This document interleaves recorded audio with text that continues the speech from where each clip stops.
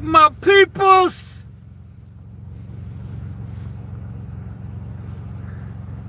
once again it's on. Back at you one more again. Real Kenz TV live is in the house like kitchen sinks. The live streams like kitchen sinks, man. Fresh off work.